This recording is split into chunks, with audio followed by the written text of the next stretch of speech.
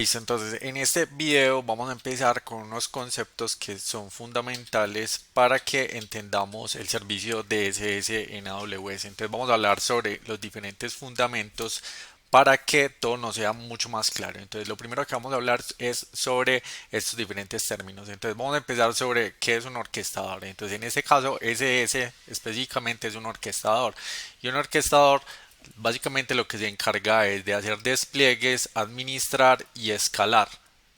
¿Cuál es la materia prima de los orquestadores? Los contenedores. Y normalmente entonces cuando hablamos de contenedores estamos hablando de contenedores en Docker. En este caso pues hay muchas especies de contenedores, pero el más utilizado al momento es Docker. Entonces como recomendación es importante tener conocimientos en Docker. Esto yo creo que después de este video lo más importante para mí va a ser, digamos, como enseñar al menos los fundamentos de Docker para que esto sea mucho más comprensible, este servicio de AWS.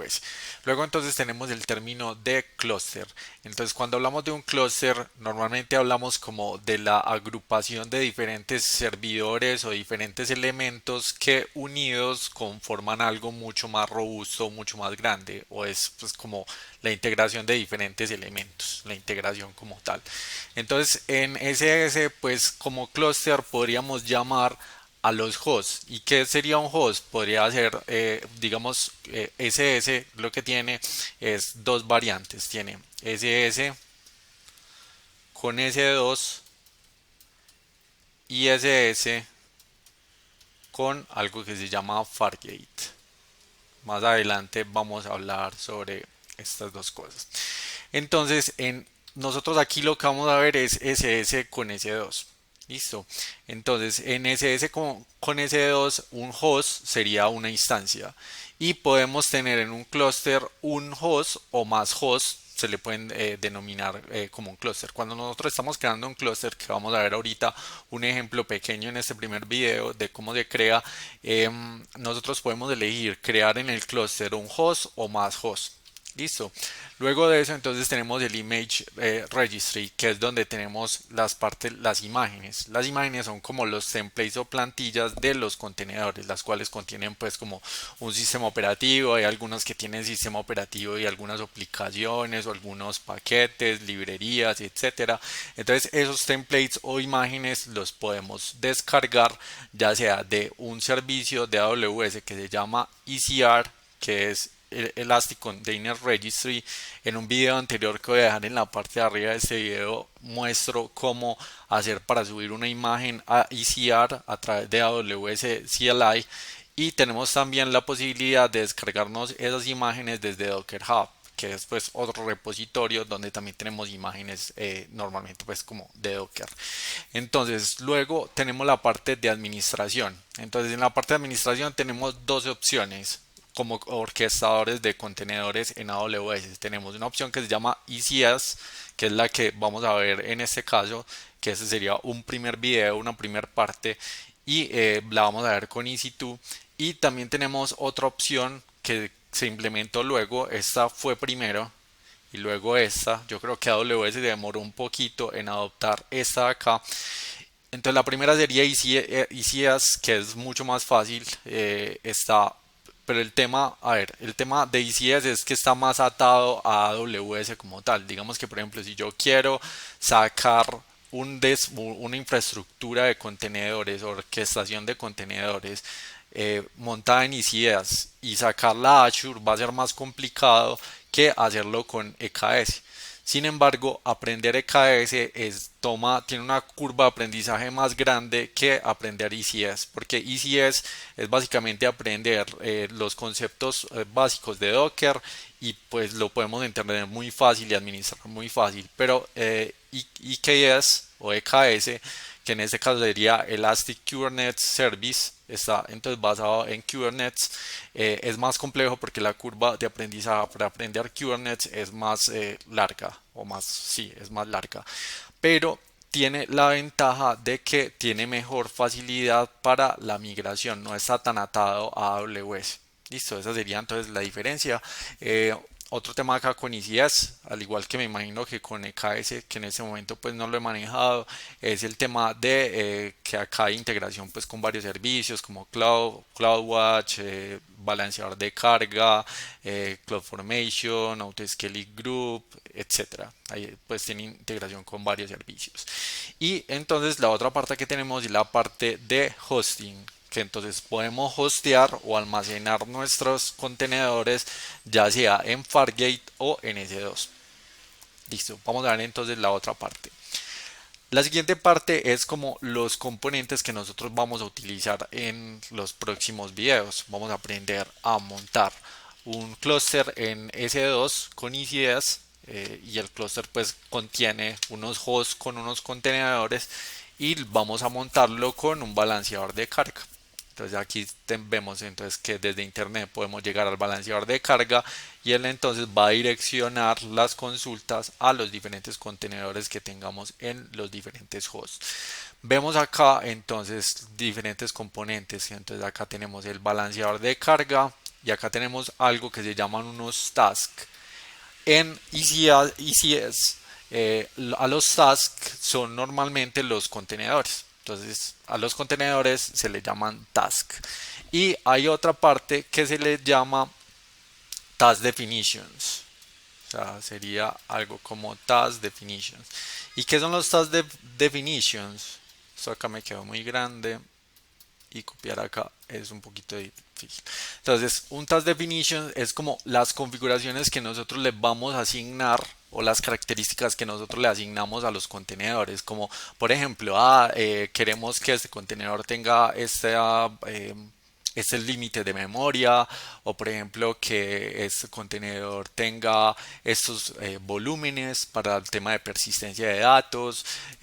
Tenemos diferentes configuraciones que le vamos a dar como tal a los contenedores y luego entonces ya de acuerdo a esas definiciones o esas configuraciones nosotros lanzamos los tasks o contenedores de acuerdo a las definiciones o configuraciones que hagamos en esta parte que se llama task definitions. Y además de eso, cada host va a tener un contenedorcito que se crea inicialmente, el cual tiene un agente de ECS que se comunica, que se está comunicando constantemente con ECS, contándole qué es lo que va pasando en estos hosts. Si de pronto, digamos, se murió un contenedor, entonces le dice, es necesario recrear un nuevo contenedor. Y además de esto, se me olvidaba poner acá, esto también trabaja en conjunto con Autoscaling Group.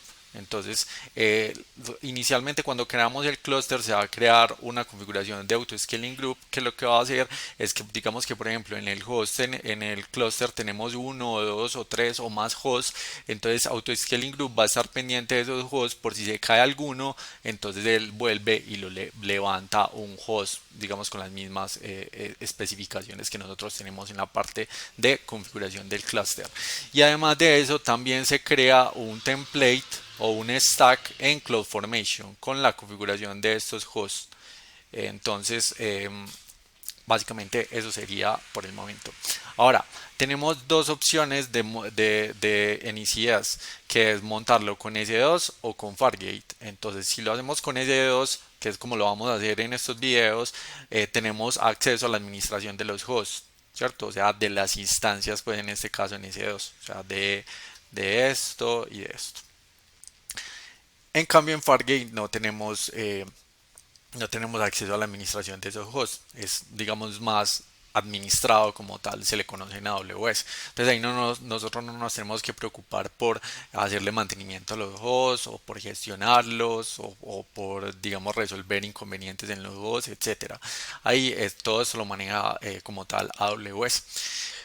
Vamos a determinar estos, digamos, escoger uno u otro, entonces dependiendo de eso, si queremos la carga administrativa o si no la queremos. Y adicionalmente con S2 es más económico que desplegar un clúster con Fargate. Lo otro que hay que tener en cuenta es que, por ejemplo, podemos hacerlo determinado si sabemos cuánto es el tiempo, pues como cuánto es el tiempo en que los contenedores van a estar operando o recibiendo transacciones. Si sabemos o si sabemos que es predecible y que son tareas continuas, entonces lo mejor es montarlo en S2, pero si sabemos que es más variable, o sea que las transacciones son más variables y que las tareas que se ejecutan son más cortas, pues lo mejor sería hacerlo en Fargate. Lo otro, pues digamos lo principal que determina esta decisión es de si nosotros queremos asumir más o menos administración sobre el clúster como tal. Listo, vamos a ver entonces otros conceptos que son importantes y es que vamos a ver las partes de redes. Entonces en redes tenemos diferentes tipos de redes. La primera y la más utilizada es la red bridge, en donde tenemos el host, el cual tiene una interfaz de red con una dirección IP y lo que hace es que sirve de bridge. Él tiene en realidad, pues tiene varias interfaces de red, pero básicamente sería la interfaz de red física, la normal, que normalmente se le conoce como ETH0, hay diferentes distribuciones y se puede llamar diferente, y la interfaz de red de Docker. Entonces crea una interfaz de red que se parece a la interfaz de red que se le asigna a el contenedor. Entonces, digamos, por ejemplo, esa interfaz de red del contenedor tiene esta IP 172.17.0.1 y esta tiene la física del host, tiene la 10.1.1. Entonces, cuando las peticiones desde afuera entran acá, entonces lo que él hace es que hace un puenteo entre las dos interfaces de red. ¿Cierto? A eso se le conoce como bridge en inglés o puente. Entonces, lo que hacemos normalmente es, digamos, por ejemplo, acá escribí esto mal, acá tenemos en este contenedor, tenemos un Nginx que está corriendo en el puerto 80. Entonces lo que hacemos es un mapeo de puertos. Entonces le decimos, vea, yo quiero que cuando una petición venga al puerto 80 del host, o sea, a esta interfaz de red, entonces me mande esa petición, me la mande a este contenedor que también está sirviendo en el puerto 80. O acá podríamos poner en vez del 80, podríamos poner el 8080 o cualquier otro tipo de puerto. Entonces, así es que normalmente, pues digamos, este es el concepto como tal. Se hace un mapeo de puertos entre el host y los contenedores. Los puertos del host no se pueden repetir. Digamos, por ejemplo, yo no podría decir, tengo, en vez de uno, tengo, no sé, tres contenedores y los tres contenedores están exponiendo el puerto 80 y yo voy a hacer un mapeo acá en el 80, ¿cierto? Para el contenedor uno voy a hacer el 8080, para el contenedor voy a hacer el de 8080. No se puede hacer así porque los puertos son únicos y no se pueden reutilizar. Esto vamos a verlo, digamos, en este momento puede parecer un poquito complicado, pero vamos a verlo más a fondo en el momento en que estemos operando y se va a entender muy fácilmente. Listo. Ahora tenemos otro tipo de red que se llama AWS VPC, en este caso en AWS. Estas específicamente pues se utilizan mayormente en Fargate y es el único tipo de red permitido en Fargate. Y también se puede utilizar para AMIs optimizadas en Amazon para ICS. Entonces, normalmente no se utiliza mucho para ICS con EC2, pero bueno, ahí está entonces la definición. Básicamente a cada contenedor se le asigna una dirección IP, pues su propia interfaz de red, y cada contenedor tiene su security group configurado. Entonces, en este caso se elimina al host como intermediario en temas de enrutamiento, que era lo que veíamos acá. Acá en este caso, en Bridge, el host está haciendo de intermediario en el enrutamiento entre el mundo externo, digamos que esto es Internet, y los contenedores. ¿Listo? Entonces, en este caso no, en este caso se puede llegar, no, el host no tiene que ser intermediario, sino que se puede llegar directamente a los contenedores y por ello, pues cada contenedor también tiene la asignación de un security group. Listo. Vamos a ver entonces el último tipo de red que sería la red non. Non significa que no se le va a asignar ningún tipo de direccionamiento IP. Listo. No, esta sería no la última, sino la penúltima. Y en este caso únicamente pues tiene pues como que únicamente tiene asignado la dirección loopback que pues normalmente se le conoce como la 127.0.0.1. Y en este caso entonces el contenedor queda totalmente aislado a nivel pues de comunicación en capa de red. Ahora vamos a ver el de host. que en el host se elimina el aislamiento entre el host y el contenedor. Entonces, digamos, por ejemplo, tenemos este Nginx publicado en el 80 y está utilizando la red host. Entonces, aquí yo ya no tengo que hacer ningún mapeo de puertos ni nada, sino que si hay una comunicación que viene desde internet en el 80, él va a ir directamente a ese servicio de Nginx. Por esto, entonces en este caso yo no podría tener un segundo Nginx también con el puerto 80, porque entonces generaría un conflicto en este caso. Listo. Entonces, en estos casos, digamos, por ejemplo, cuando tenemos estas particularidades, por ejemplo, en el anterior, en este de acá, digamos que, por ejemplo, claro que, bueno, no vamos a ver esto en AWS para no complicarlo. Mejor no obviemos lo que iba a decir. Y aquí entonces dice que mejora el rendimiento por no mapeo. O sea, mejora el rendimiento de red porque no hay necesidad de mapear, al igual que en este caso de acá de AWS VPC. Pero lo que normalmente más se ve, el tipo de red que más se ve es el tipo bridge, para tener en cuenta.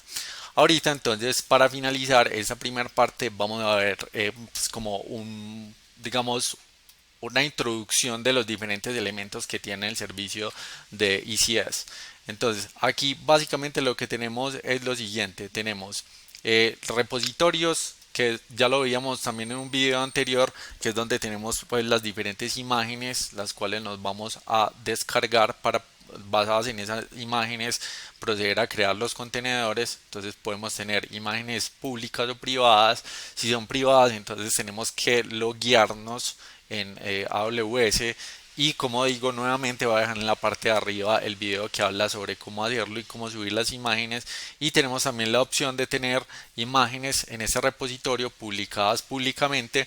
Entonces en este caso no es necesario que nosotros nos loguemos para proceder a crear, a subir o a descargar imágenes. No sé, no estoy muy seguro en este momento si subir, pero en el caso de descargar sí.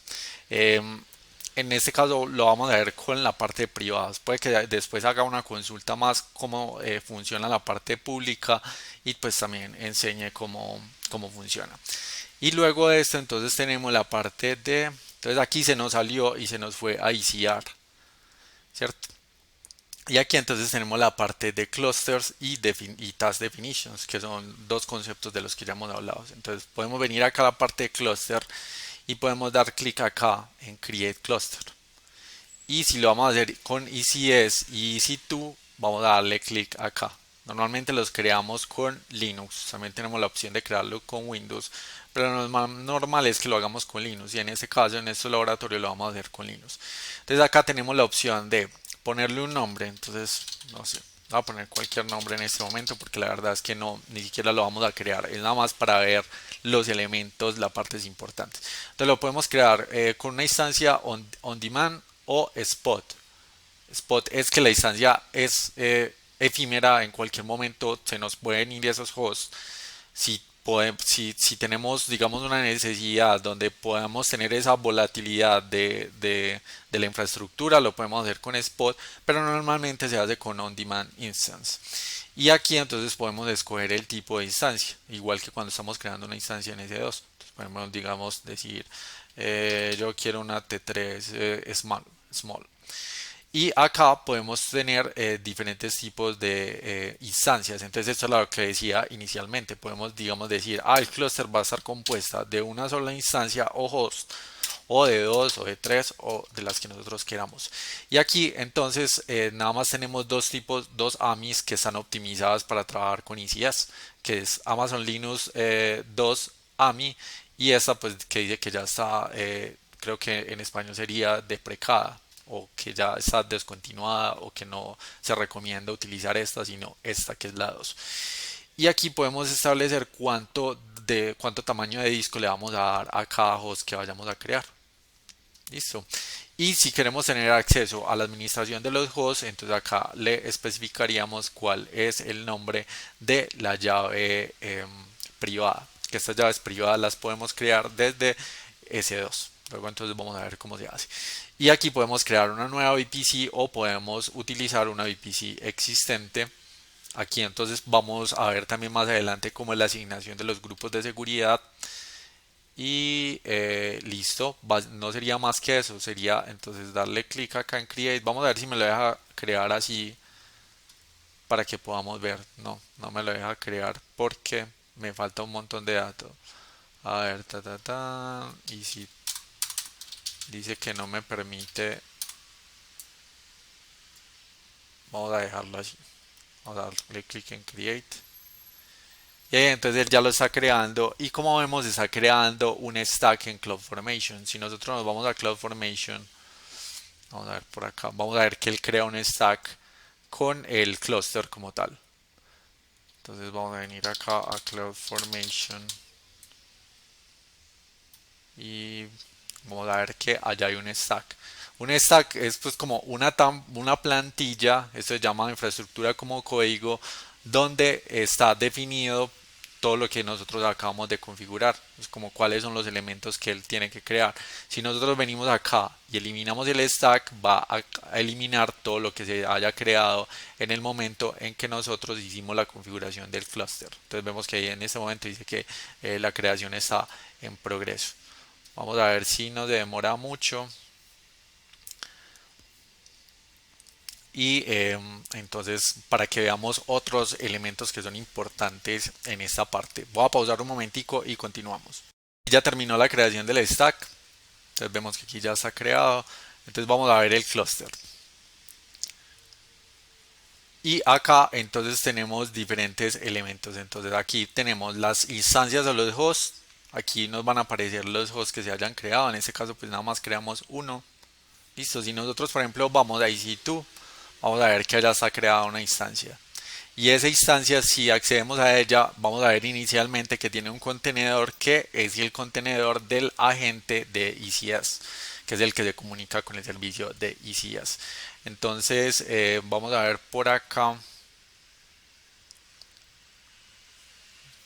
Vamos a ver en este momento, vamos a ver por acá una cosa. Vamos a venir acá a la parte de Task Definitions y acá entonces es donde, como te comentaba inicialmente en la presentación, tenemos la opción de configurar, hacer las configuraciones, pues de asignar las configuraciones a los contenedores que vamos a crear. Entonces aquí dice que lo podemos hacer con Fargate, EC2 o external también. Listo, entonces vamos a decirle que lo vamos a hacer con S2 o EC2. Y acá entonces le podemos dar un nombre, vemos que tenemos un rol como tal que le podemos asignar a esto. Create an Amazon.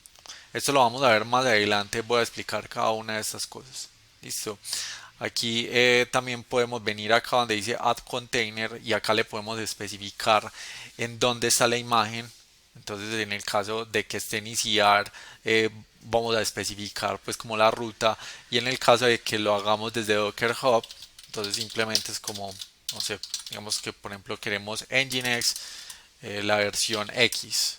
Si no ponemos el tag, él va a escoger la última versión. Acá entonces podemos poner los límites de memoria, el mapeo de puertos que hablábamos también en la presentación y otros tipos de cosas, variables de entorno, volúmenes. Entonces esto como tal sería la configuración de los contenedores, pues como queremos que se configuren antes de ser creados. O sea, aquí lo que estamos haciendo es que estamos haciendo la definición de esa configuración, y el task como tal entonces sería los contenedores. Y ya entonces cuando nosotros venimos acá a la parte de cluster, nosotros podemos ver esto así o lo podemos ver así. Acá entonces nosotros tenemos dos opciones. Tenemos la opción de crear task, ¿cierto? Entonces basados en la definición que nosotros hayamos establecido. Entonces acá le decimos run task. Vamos a ver que lo primero que nos pregunta es pues si va a ser en S2 o lo que sea. En este caso sería en S2 porque creamos un clúster para S2. Y no, lo primero que nos va a preguntar es dígame cuál es el task definition. Como yo en este momento no tengo uno, entonces pues no me aparece la opción.